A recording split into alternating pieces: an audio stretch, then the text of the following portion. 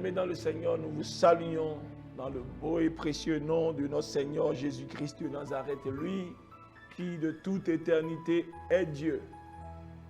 Il nous a encore réunis pour nous faire du bien, pour nous parler.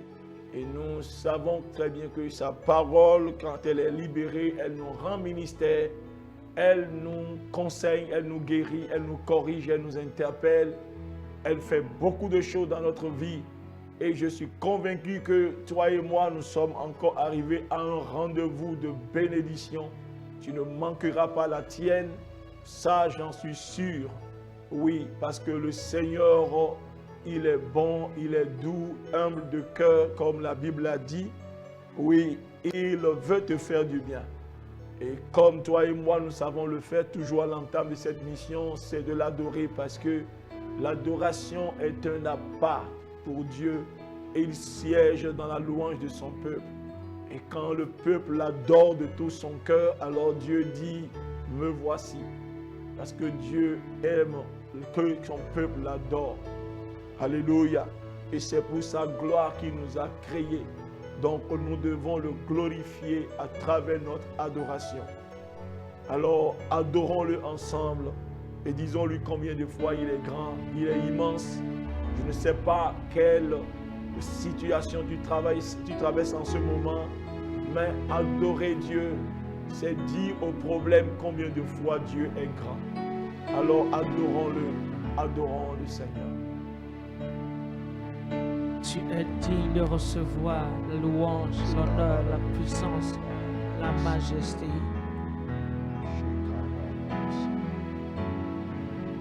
Tu règnes de génération en génération. Tu n'as point ton pareil, ni dans les cieux, ni dans les airs, ni sur la terre, ni sous la terre. Dans les profondeurs de la terre.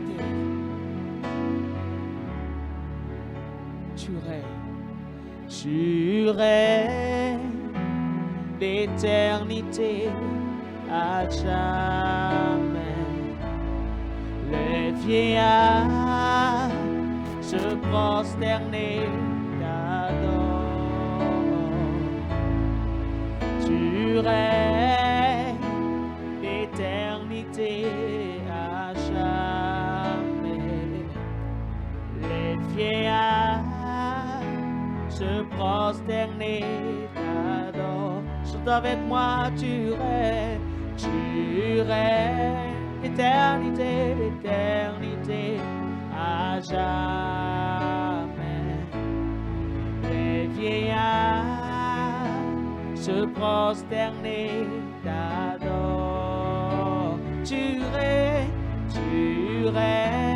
d'éternité, oh à jamais. Les vieillards se prosterner t'adorent. Tu règnes, d'éternité à jamais. Les vieillards se prosterner t'adorent. Toi aussi tu peux te prosterner. Tu règnes, d'éternité à jamais. Les vieillards se prosterner t'adorent. Dans ta maison, dans ton atelier, tu peux te prosterner en disant tu règnes d'éternité à jamais. Les vieillards se prosterner t'adorent. Tu es digne de recevoir l'honneur et la puissance. Toi seul est digne, oh, de recevoir l'honneur, oh, et la puissance. Tu es digne de recevoir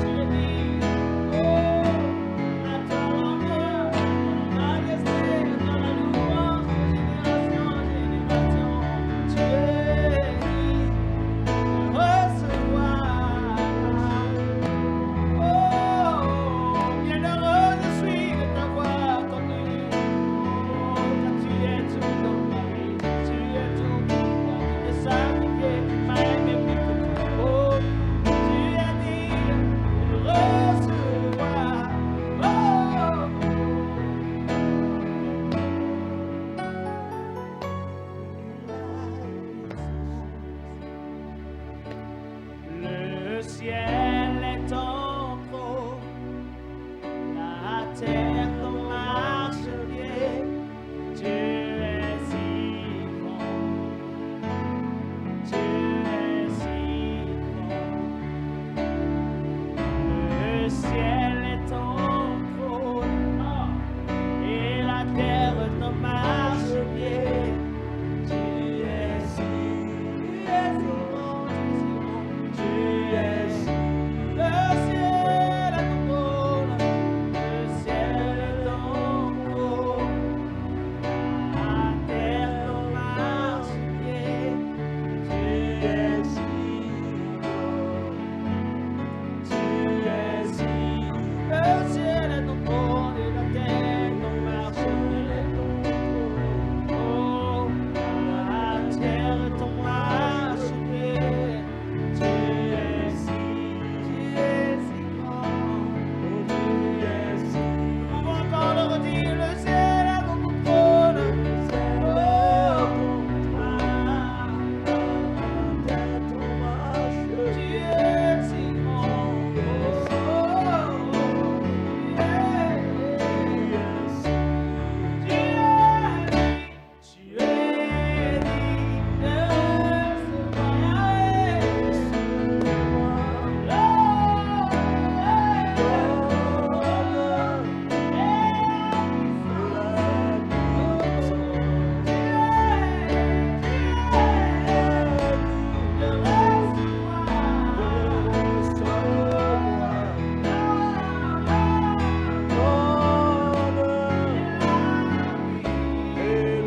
digne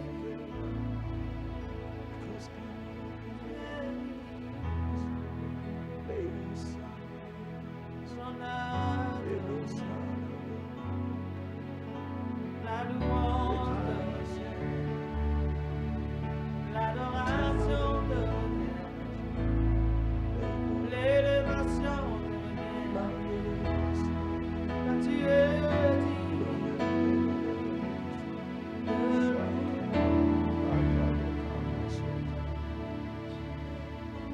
Oh oui, tu es digne de recevoir la louange, la gloire, l'honneur, la puissance.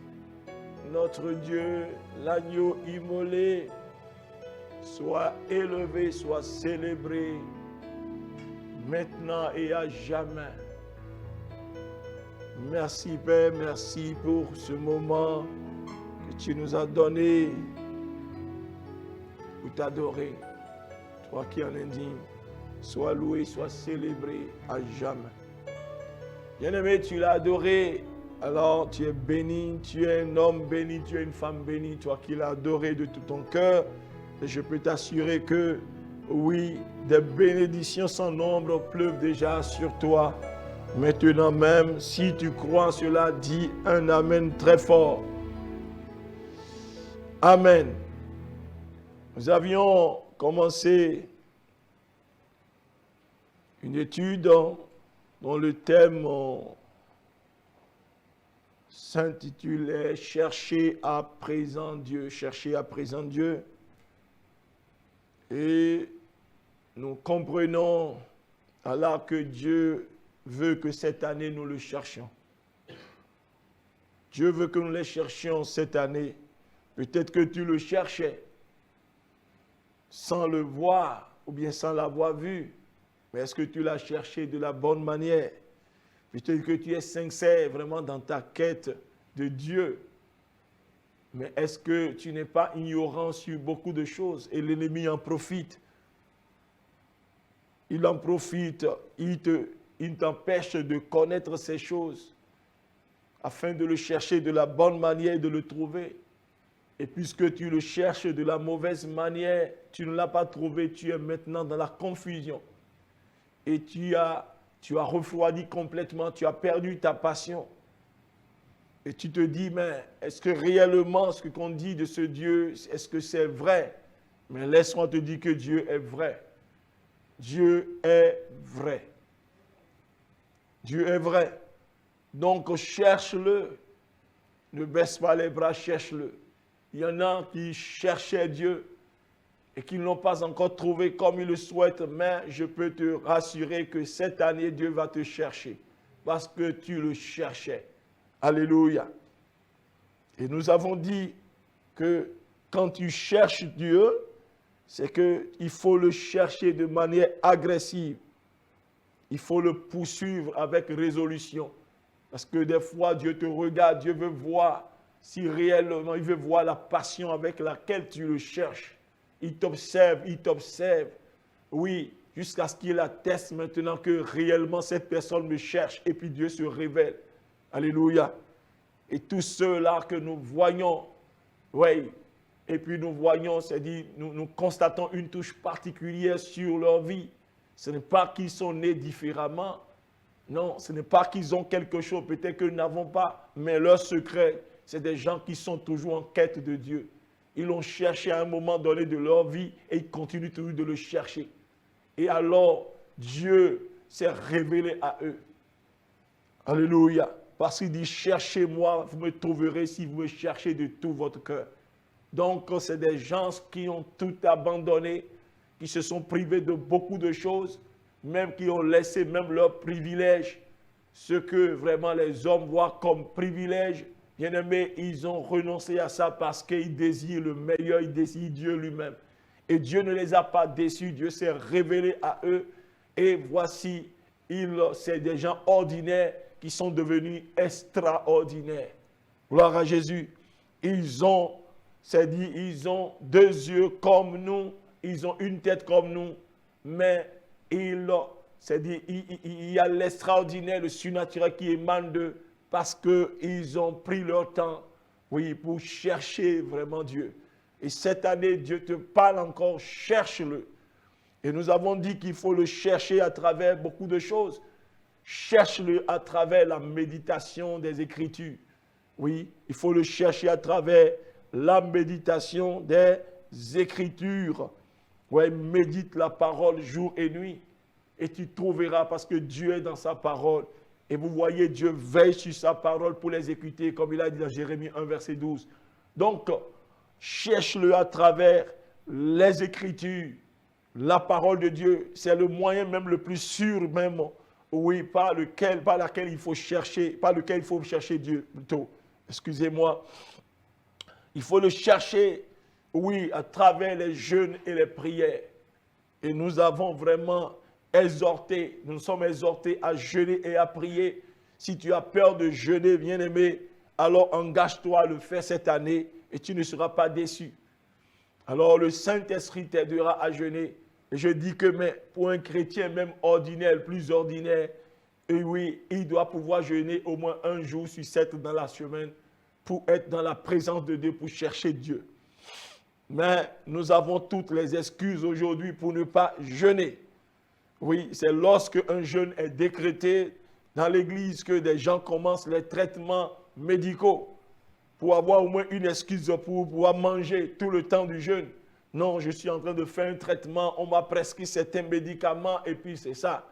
Oui, et on attend toujours le temps de jeûne pour commencer son traitement. Mais tu te fais du mal à toi-même. Il faut le chercher également à travers les jeûnes et la prière.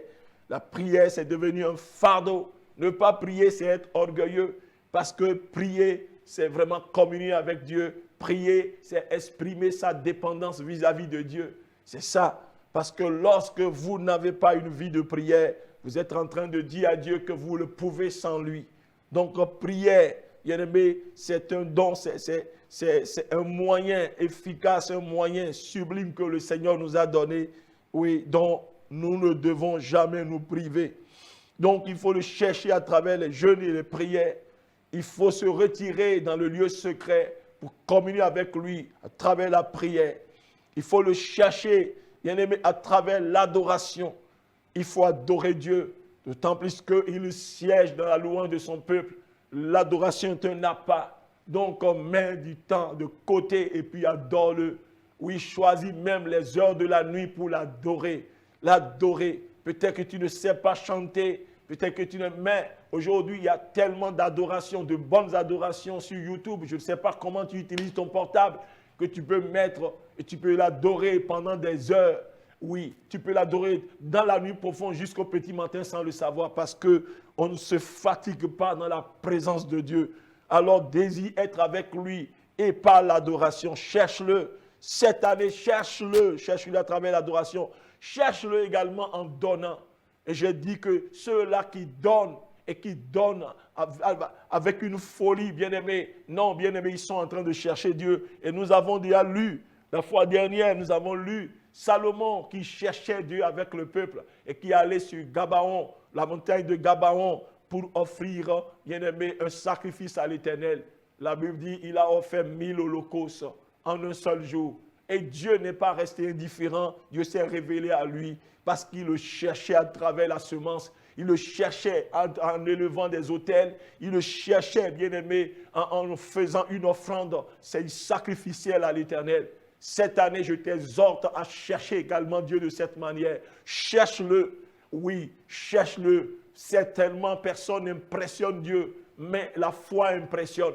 Parce que, oui, Jésus était étonné par la foi de ce centenier. Oui, tu vois, non, donc cherche-le en semant, en donnant, en investissant dans le royaume. Oui, tu le cherches comme de cette manière et tu ne seras pas déçu. Dieu te donnera ta part avec les grands et tu partageras le butin avec les puissants cette année. Donc cherche-le en donnant, en semant. Tu sais que les orphelins sont au cœur du Seigneur. Oui, le Seigneur tient vraiment aux orphelins, aux veuves, aux personnes faibles, aux personnes, Seigneur, démunies. Alors, comment que le Seigneur te donne ses yeux afin que tu vois comme il voit et que tu le cherches en apportant l'assistance à ces personnes, en le faisant réellement de tout ton cœur. Alors tu verras le Seigneur. Le Seigneur ne peut jamais rester indifférent. Cherche-le en le servant cette année. Gloire à Jésus. Et nous avons abordé toutes ces choses-là.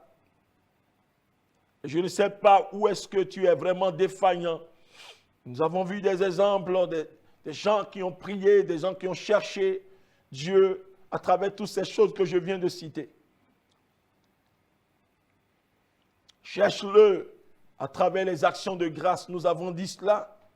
Rends grâce à Dieu. Ne sois pas là toujours à te plaindre tout le temps, mais rends grâce. Cherche-le à travers les libéralités. Oui, parce que c'est des sacrifices, oui, qui plaisent vraiment à Dieu. Comme Hébreux 13, verset 16 nous l'a dit. N'oubliez pas la bienfaisance et la libéralité, car c'est à de tels sacrifices que Dieu prend plaisir. Quand tu fais des choses qui plaisent à Dieu, c'est une manière de le chercher. C'est une manière de faire sortir Dieu de son silence. Voyez, non, tu poses des actes qui touchent Dieu et Dieu ne peut pas rester ici en silence. Dieu se révèle à toi. Dieu te parle au moment où beaucoup de gens cherchent à l'écouter et Dieu ne leur parle pas. Non. Alléluia. La Bible déclare qu'au temps de Samuel, oui, il dormait dans la présence de l'arche, la présence de Dieu. Alléluia. Mais Dieu s'est révélé à ce petit garçon à l'époque. Pendant que Dieu ne se révélait plus à personne, ne parlait plus à personne, même le souverain sacrificateur ne recevait pas de Dieu. Mais Dieu a trouvé en Samuel vraiment un ami avec qui il voulait partager ses secrets. Il l'a appelé et il s'est révélé à lui, bien-aimé. Donc cherche Dieu à travers ces choses que je viens de citer. Dorcas qui prenait soin des veuves cherchait Dieu en quelque sorte parce qu'en faisant ces choses-là, elle le faisait à Dieu. Parce que tout ce que nous faisons, c'est Dieu qui reçoit cela et c'est lui qui donne la récompense. Gloire à Jésus. Et puis, nous avons dit également que pour que ces choses que nous faisons vraiment cherchant lui soient vraiment agréables, que Dieu se révèle à nous, il faut que nous le fassions avec un bon cœur. Car la Bible a dit dans Matthieu 5, verset 8 que heureux ceux qui ont le cœur pur, car ils verront vraiment Dieu, ils verront Dieu. Ils verront Dieu. Et il y a quelque chose qui a attiré vraiment notre attention dans 2 Chroniques 25, verset 1 à 2. 2 Chroniques 25, verset 1 à 2. La Bible dit, 2 Chroniques 25, 1 à 2, la Bible dit, Amasia devint roi à l'âge de 25 ans. Il régna 29 ans à Jérusalem. Sa mère s'appelait Johadan de Jérusalem. Il fit ce qui est droit aux yeux de l'Éternel, mais avec un cœur qui n'était pas entièrement dévoué. C'est là où se trouve le problème de beaucoup. La Bible dit qu'il fit ce qui est droit aux yeux de l'Éternel, mais avec un cœur qui n'était pas entièrement dévoué. C'est ça le problème de beaucoup de chrétiens qui cherchent Dieu à travers beaucoup de choses, mais qui ne le voient pas. Oui, les hommes peuvent voir qu'ils sont en train de faire ceci, ils font cela, mais tout ce qu'ils font, c'est devenu comme un fardeau pour eux. Ils le font pour le faire, mais leur cœur n'y est plus. Vous comprenez? Vous comprenez? Le cœur n'est plus dans ce qu'ils sont en train de faire, alors que Dieu sonde les cœurs. Voilà quelqu'un qui fait ce qui est droit au Dieu de l'Éternel. Et la Bible dit ce qui est au droit, mais il ne le fait pas avec un cœur entièrement dévoué. Alors que Dieu veut que nous fassions les choses avec un cœur complètement engagé.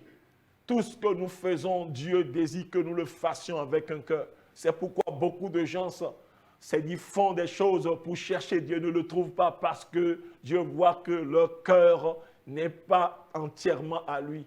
Parce que la Bible dit que Dieu étend son regard sur toute la terre afin d'accorder son soutien à ceux dont le cœur est entièrement à lui. Alors quel est l'état de ton cœur pour tout ce que tu fais? Quand tu pries, quand tu jeûnes, alors est-ce que réellement ton cœur est focalisé sur Dieu ou bien ton cœur est partagé? Oui, ou bien ton cœur s'incline vers tes penchants, propres penchants. Dieu voit le cœur. Lorsque tu jeûnes, quel est l'état de ton cœur? Lorsque tu sais, quel est l'état de ton cœur? Pendant l'adoration, quel est l'état de ton cœur? Pendant que tu donnes, quel est l'état de ton cœur? Tu donnes, tout le monde voit très bien, mais tu n'as pas le retour parce que Dieu voit le cœur avec lequel tu fais toutes choses. Beaucoup de gens se sont dans la confusion aujourd'hui. Et puis il dit, j'ai fait ceci, j'ai fait cela. Mais quel était l'état de ton cœur lorsque tu faisais?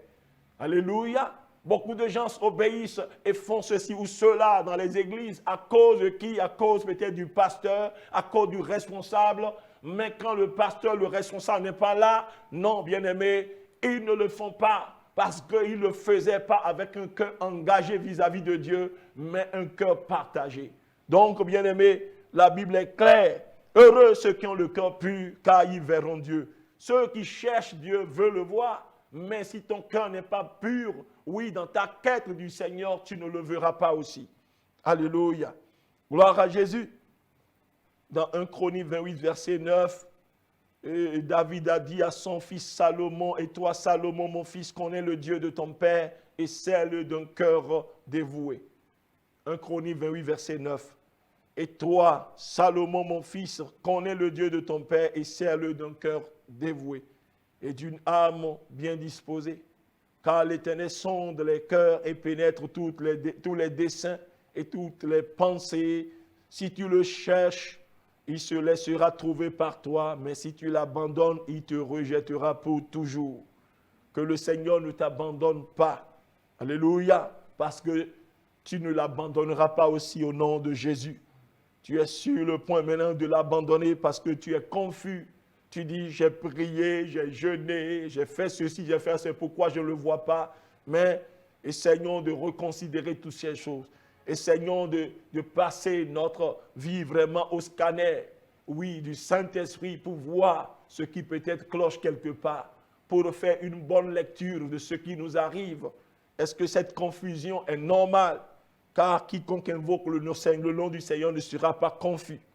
Gloire à Jésus. Donc, quel est l'état de ton cœur? Mais je m'en vais nous dire, oui, je m'en vais aborder un point capital dans cette étude. Vous savez, vous voulez chercher Dieu cette année, comme Dieu nous le conseille. Chercher Dieu commence d'abord par une sincère repentance. Une sincère repentance.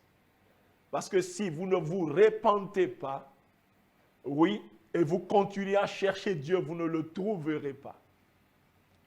Parce que la repentance commence d'abord par une prise de conscience. de votre état. Alléluia. De votre état. Vous devez prendre conscience de votre état.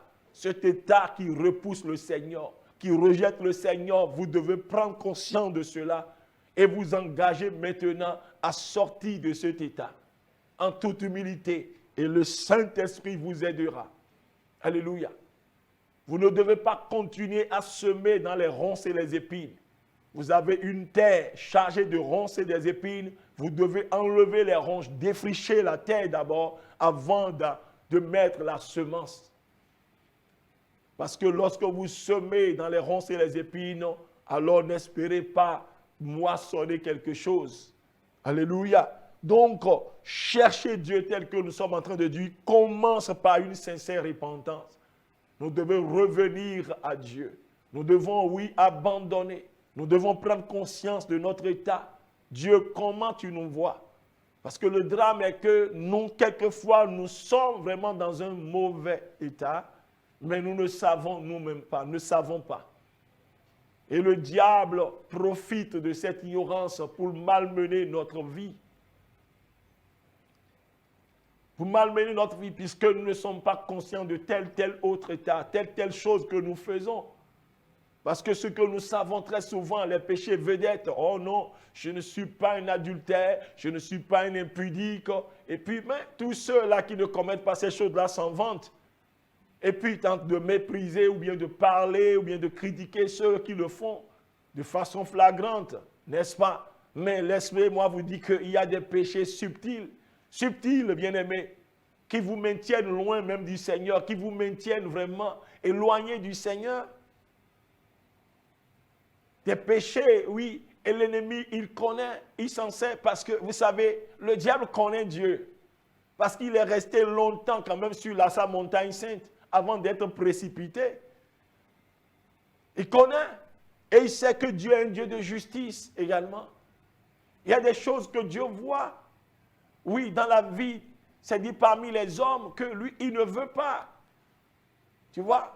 Et il veut bien agir, mais il ne peut pas agir, bien-aimé, contre, bien-aimé, son caractère. Dieu est juste. Alléluia. Comme Dieu ne veut jamais voir quelqu'un aller en enfer. Non, Dieu n'a pas créé l'enfer pour les hommes. Il a créé l'enfer pour Satan et ses démons. Mais lorsque délibérément, vous avez choisi d'aller là-bas, vous irez là-bas et Dieu ne peut pas vous empêcher. C'est pour vous empêcher d'aller là-bas qu'il a envoyé son Fils unique, Jésus. Jésus, pour apporter le remède du péché, la chose qui nous éloigne de lui et qui nous condamne. Donc, quiconque reçoit Jésus, bien-aimé, ses péchés sont pardonnés. Le sang de Jésus coulé à cause du péché le lave. Il se réconcilie avec Dieu, il devient héritier de Dieu. Et il peut habiter avec Dieu pour toujours. Vous voyez? Mais lorsque vous décidez de repousser, de rejeter Jésus, alors c'est vous-même qui avez choisi d'aller en enfer. Parce que Satan l'a rejeté, n'est-ce pas? Et il est allé à son lieu. Et tous ceux qui ont rejeté le Seigneur iront également là où Satan va. Ce n'est pas de gaieté de cœur que le Seigneur voit que les hommes périssent, non. Notre Dieu, il est bon. C'est pourquoi il ne nous a pas refusé son Fils unique. Il a livré pour nous, afin que quiconque croit en lui ne périsse point, mais qu'il ait la vie éternelle. Donc, bien-aimés, chercher Dieu commence par une sincère repentance. Et nous allons toucher des choses quand même simples, que nous croyons banales. Tu vois, des fautes, des péchés que nous commettons chaque jour. Bien-aimés, et qui offensent même Dieu, mais nous ne savons pas, et ces choses constituent des blocages par-ci, par-là, et nous ne nous rendons même pas compte. Ces choses qui fatiguent, bien-aimés, notre marche chrétienne. Certains comprennent cela, mais n'ont pas le courage, oui ou bien n'ont pas la force même d'abandonner. Ce n'est pas par la force, d'ailleurs. C'est par l'Esprit de Dieu. Lorsque vous prenez conscience quand même de quelque chose dont vous ne pouvez pas vous débarrasser en toute humilité, vers Dieu, vous vous confiez, le Saint-Esprit vous aidera à abandonner. Car ce n'est point par la force, ni par la puissance, mais c'est par le Saint-Esprit. Vous voyez, la Bible dit dans Ésaïe 55, 6, 8, la Bible dit, cherchez l'Éternel pendant qu'il se trouve. Ésaïe 55, 6 à 8, cherchez l'Éternel pendant qu'il se trouve. Invoquez-le tandis qu'il est prêt. Et la suite dit quoi? Verset 7, que le méchant abandonne sa voie. Le chercher, pour le trouver, tu dois abandonner ta mauvaise voie, méchant, pécheur. Et l'homme d'iniquité, ses pensées. Tu dois renoncer à tes pensées et embrasser les pensées de Dieu. Que l'homme d'iniquité retourne à l'Éternel qui aura pitié de lui, à notre Dieu qui ne se lasse pas de pardonner. Le Seigneur veut pardonner encore cette année. Cette année, c'est encore une opportunité pour toi, pour revenir à lui. Alléluia. Il dit, car mes pensées, verset 8, mes pensées ne sont pas vos pensées et vos voix ne sont pas mes voix, dit l'Éternel. Vous comprenez? Donc, vous le cherchez, vous le trouverez. Si déjà vous abandonnez vos mauvaises voies, c'est par là qu'il faut commencer. Parce que qui va monter à la montagne de l'Éternel? C'est ceux-là qui ont le cœur pur, les mains innocentes, n'est-ce pas? Vous voulez monter à sa montagne sainte, alors il y a des choses dont vous devez vous débarrasser aussi. Vous le cherchez, alors mais abandonnez vos mauvaises voies, abandonnez vos iniquités, vos pensées charnelles et revenons à l'Éternel. Il aura pitié de nous, il pardonnera, il se révélera. Car ses pensées ne sont pas nos pensées et ses voix ne sont pas nos voix. Donc, bien-aimés, ça commence d'abord par une sincère repentance. Et je disais tantôt, mais de quoi il faut se repentir? De quoi il faut se repentir? Je ne commets pas l'adultère, je ne commets pas l'impudicité. Alors, mais je suis un homme saint. Et je disais tantôt qu'il y a plein de choses dans lesquelles on peut se trouver sans le savoir. Des fois, on le sait, mais qui constituent des blocages et des séparations entre Dieu et nous le cherchons, nous ne le trouvons pas. Et puis, nous tombons dans la confusion. Or, que le Seigneur nous aide. Et il y a beaucoup de gens dans la Bible, ils n'ont pas commis l'adultère, ils n'ont pas commis l'impudicité. Et pourtant, Dieu les a résistés. Dieu les a résistés. Ils ont été châtiés, ils ont été censurés, même durement. Pas parce qu'ils ont commis l'adultère, l'impudicité. Même Satan a-t-il commis l'adultère, l'impudicité? Non, chez lui, c'est l'orgueil. Beaucoup de gens cherchent Dieu, ne le trouvent pas dans les églises aujourd'hui parce qu'ils sont foncièrement orgueilleux. Orgueilleux. Ils sont orgueilleux même sans le savoir. Parce que l'orgueil, c'est un péché très subtil. C'est un esprit qui vous attaque par derrière, je l'ai toujours dit. Lui ne vient pas par devant pour que vous puissiez le voir. Non, mais il ne vous attaque pas derrière. Ce n'est pas derrière qu'il vient vous attaquer. Vous avez besoin de quelqu'un pour vous dire attention, parce que vous tombez dans l'orgueil même sans le savoir. Le drame est que vos oreilles sont fermées, oui, aux instances du Saint-Esprit en vous. Peut-être que vous n'écoutez plus même cette voix, mais vous avez besoin de quelqu'un pour dire non, attention, mais tu changes, hein? Mais ta façon de parler, ta façon d'agir, mais non.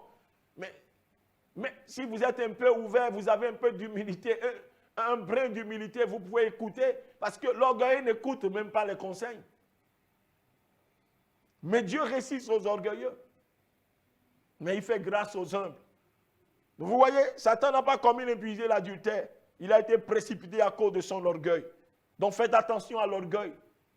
À cause de l'orgueil, beaucoup de gens sont dans la confusion. Ils sont même sur le point d'abandonner, mais ils ne savent pas même qu'ils sont orgueilleux. Ils sont orgueilleux. Allez vraiment étudier l'orgueilleux. L'orgueil, vous allez comprendre. L'orgueil. Étudiez vraiment, c'est une longue étude.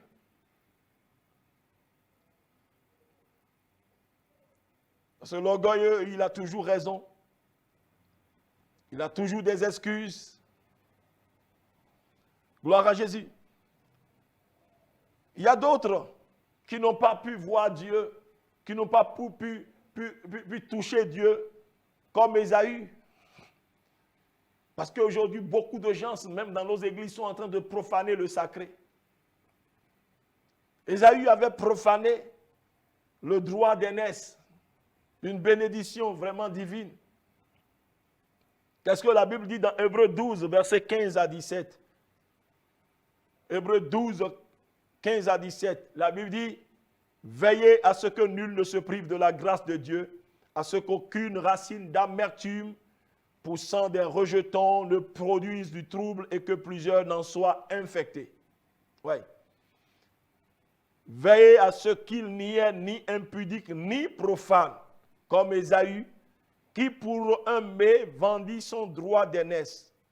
Vous savez que plus tard, voulant obtenir la bénédiction, il fut rejeté, quoiqu'il la sollicita avec l'âme, car son repentir ne put avoir aucun effet. Oui, bien-aimés, beaucoup de gens aujourd'hui, sans le savoir, oui, profanent même le sacré. Et ils crient à Dieu, cherchant Dieu pour une bénédiction, mais ils ne reçoivent jamais cela parce qu'ils profanent le sacré. Aujourd'hui, bien-aimés, c'est tellement courant. Les gens profanent le sacré. Gloire à Jésus. Même quand vous allez de l'autre côté, les autres ne profanent pas comme ça leurs autels. Oui, ils ne profanent pas leurs autels. Il y a des religions, vous savez très bien, bon, je ne vais pas citer le nom. Même quand ils passent devant leur temple, ils marquent toujours un arrêt pour saluer. Ils ont un respect même pour le temple, le bâtiment. Aujourd'hui, les enfants de Dieu, même quand ils rentrent dans la maison de Dieu, ils rentrent avec une certaine désinvolture. Les gens même peuvent rentrer même avec leur portable, bien-aimé, collé à la temple. Il y a des gens même en plein culte pendant que la parole de Dieu est en train de passer, en train de manipuler leur portable, en train de voir, de consulter WhatsApp. Ça, c'est profaner le sacré. La manière dont les gens montent sur l'autel, là où vraiment on se tient pour prêcher aujourd'hui, vont chercher ceci ou cela, ou bien on touche aux instruments. On ne sait même pas si les instruments qu'on joue là, les instruments qu'on joue même dans la maison, ça appartient à Dieu. Comment tu les approches, comment tu les touches, comment tu les entretiens. Est-ce que réellement tu es conscient que cela appartient à Dieu? Les gens sautent sur le pupitre n'importe comment. Les gens montent sur l'autel n'importe comment. Ce qui ne se fait pas ailleurs, je ne veux pas citer de nom. Allez voir dans cette église, vous allez voir quel respect les gens ont pour vraiment cet autel. On profane le sacré.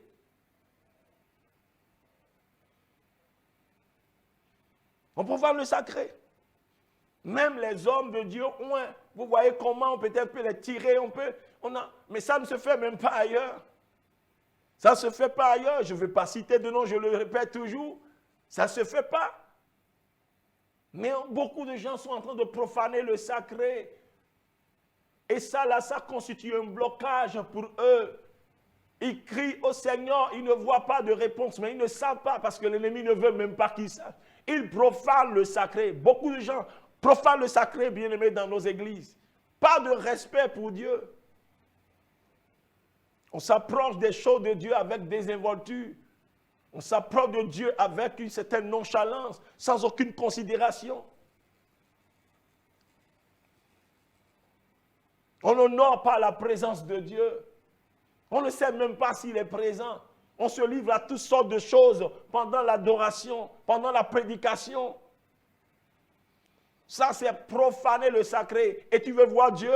Non. La Bible dit qu'il a profané son droit d'aînesse. Après, il a sollicité avec l'âme, il n'a pas obtenu, bien-aimé, gain de cause. Bien-aimé, réfléchis sur ta manière d'approcher Dieu. Réfléchis sur ta manière de toucher, de traiter les choses de Dieu, les choses qui appartiennent à Dieu. Réfléchis sur ta manière de te tenir vraiment dans la maison de Dieu, de t'approcher, de toucher à ceci, de toucher à cela. Réfléchis sur ta manière d'utiliser le portable. Oui.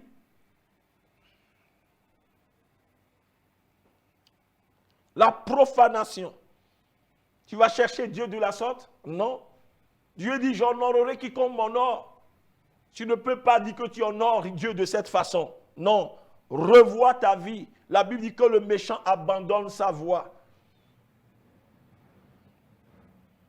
Que l'homme inique abandonne son iniquité.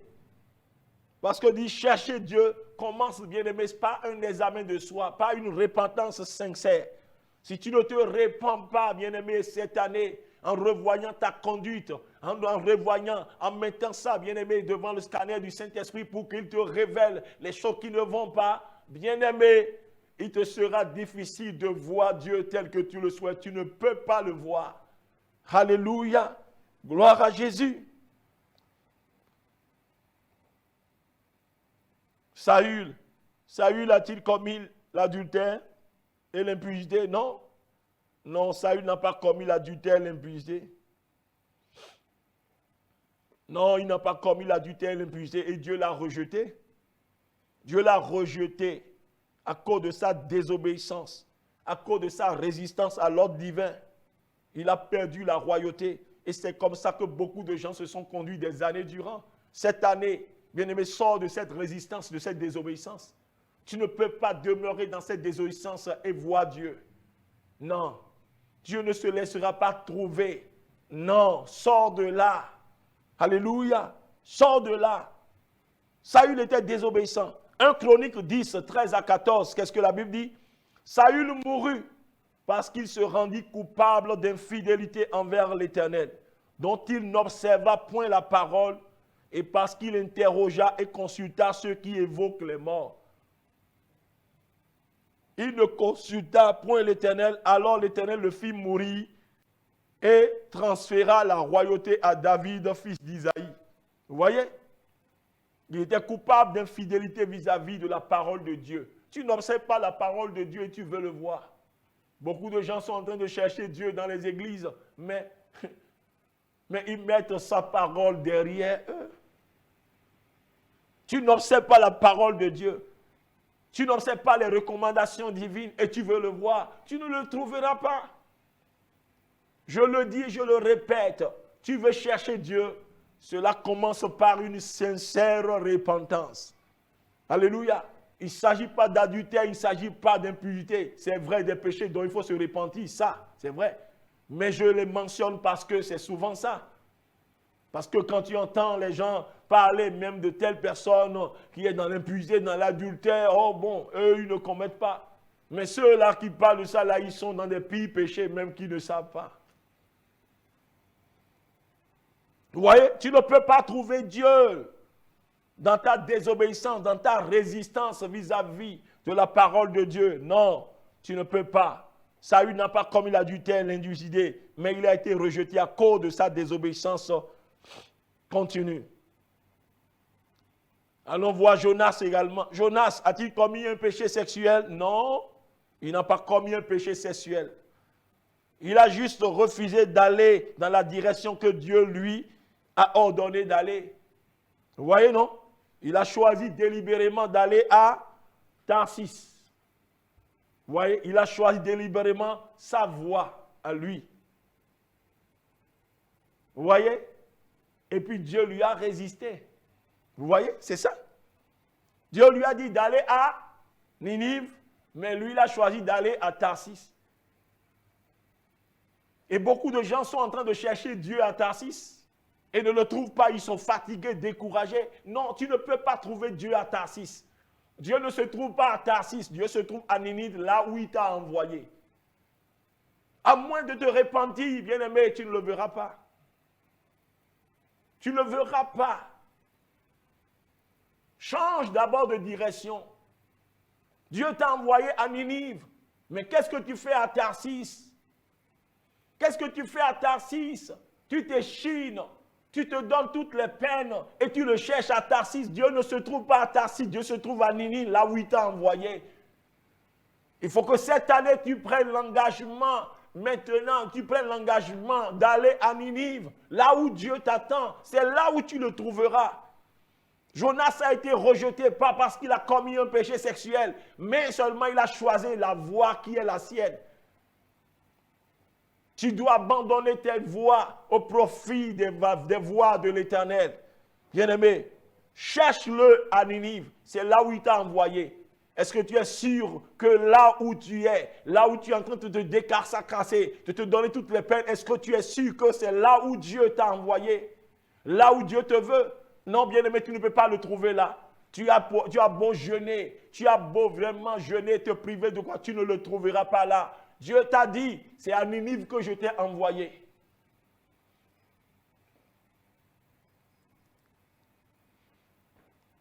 La Bible dit, Jonas 1:1-3, la parole de l'Éternel fut adressée à Jonas, fils d'Amithaï, en ces mots, lève-toi et va à Ninive, la grande ville, et crie contre elle, car sa méchanceté est montée jusqu'à moi.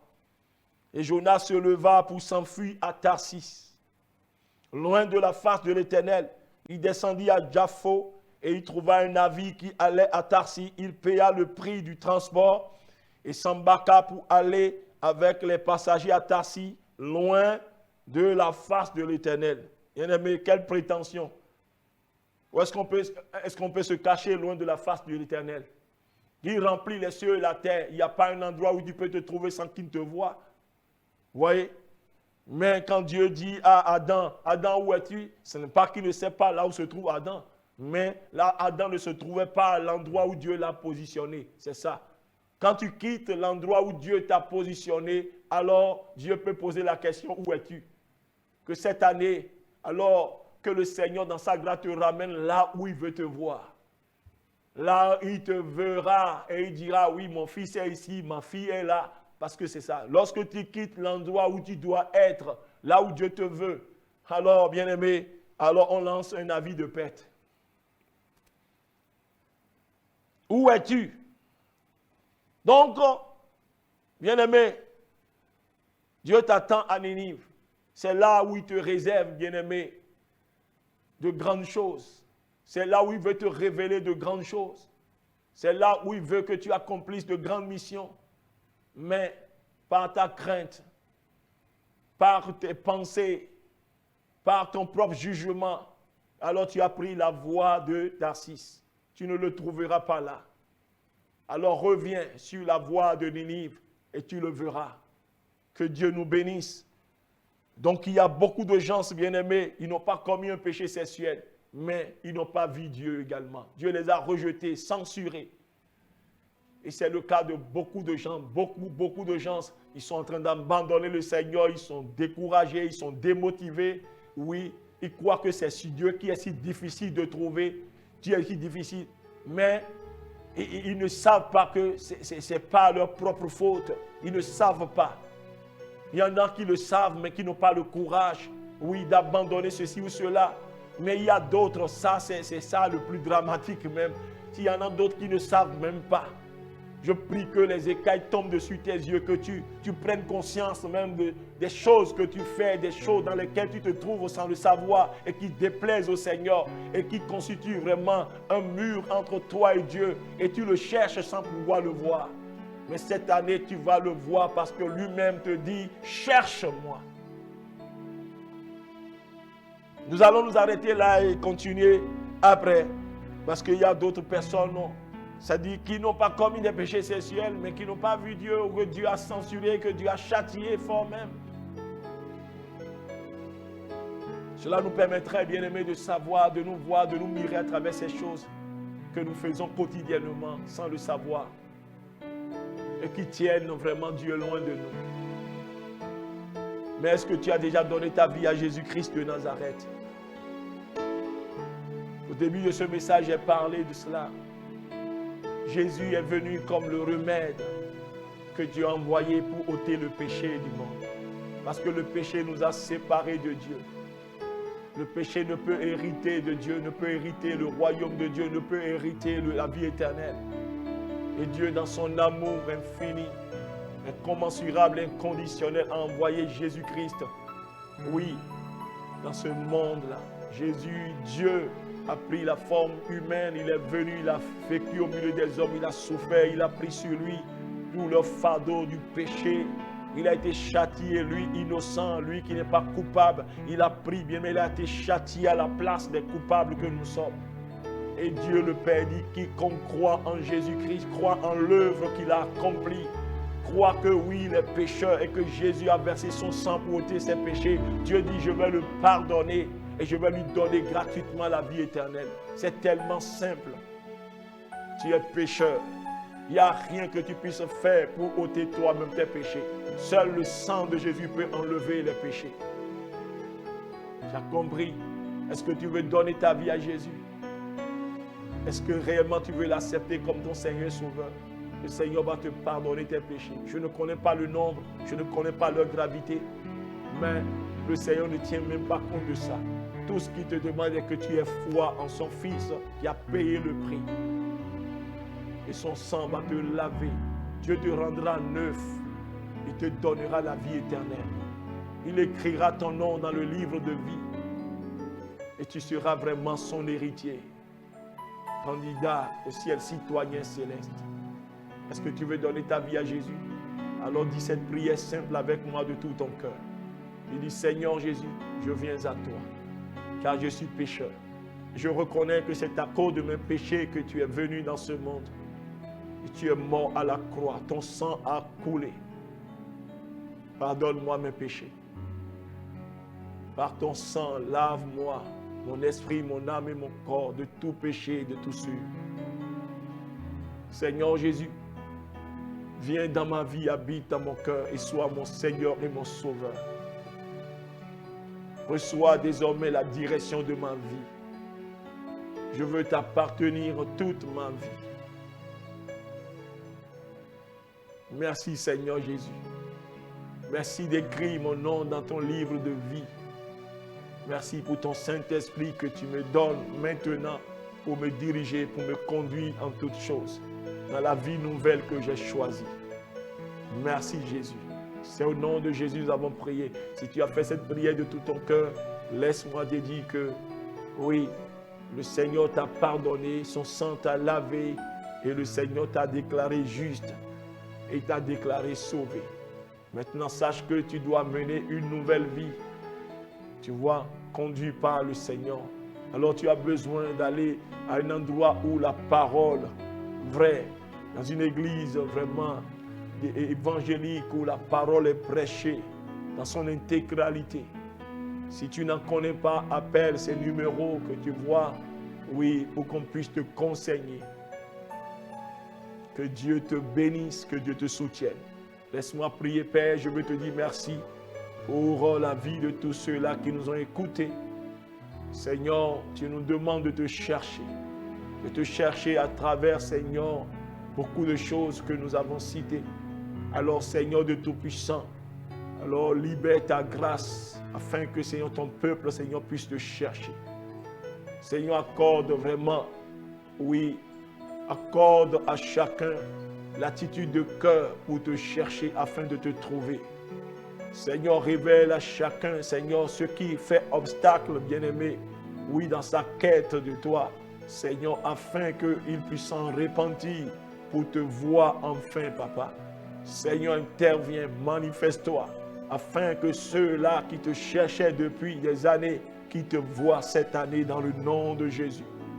Que, Seigneur, l'ignorance dans laquelle l'ennemi les a mis, afin, Seigneur, de les empêcher de voir ce qui les empêche de te voir, Père, je prie que ce voile, Seigneur, soit déchiré, afin qu'ils voient, qu'ils se rendent compte de leur état, qu'ils crient à toi en toute humilité, afin que tu les en délivres, afin de te voir, Papa, dans le nom puissant de Jésus. Tous ceux-là qui sont dans la confusion, qui sont vraiment dans la désolation, dans le découragement, parce que, Seigneur, oui, ils manquent de te chercher de la bonne manière, Seigneur, aie pitié d'eux, Seigneur, relève-les, Seigneur, manifeste-toi eux, libère-les, Seigneur, oui, de là où ils sont vraiment coincés, afin qu'ils te voient, Papa, dans le nom de Jésus. Sors-les de leur confusion, Père, et révèle-toi à eux dans le nom puissant de Jésus-Christ. Merci, Seigneur de Tout-Puissant, de faire, oui, de guérir ceux qui sont malades, de toucher ceux-là qui sont opprimés, de toucher le joug qu'ils portent de l'ennemi, que ce joug soit brisé au nom de Jésus-Christ de Nazareth. Père, nous te disons merci. Merci, Père. parce que tu continueras toujours de nous bénir à travers ce thème. Reçois la gloire, l'honneur. C'est au nom de Jésus que nous avons prié. Amen. Bien-aimés, nous allons nous dire à la prochaine.